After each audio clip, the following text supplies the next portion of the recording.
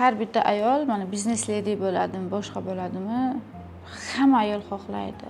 Yaxshi uy bekasi bo'lishni. Hammasi shuni xohlaydi. Eri ishdan kelganda ovqatlarni pishirib tayyorlab qo'yishni, bolalarni maktabga misol uchun shofyor bo'ladimi yoki o'z mashinasidan olib borishni, joylashtirishni, to'garaklariga olib yurishni, misol uchun kun davomida o'ziga qarashni, o'zi uchun vaqt ajratishni, misol uchun hamma ayol shu narsani xohlaydi.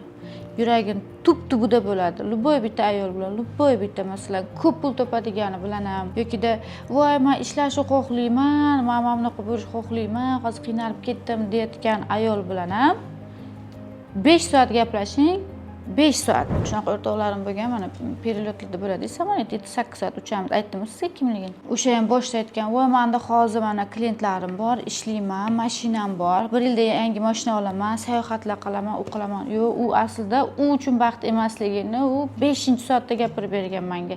Yig'lab o'rgan o'shanda. Qani edi menga mana bunaqa bo'lganda, men ham o'tirardim uyda degan.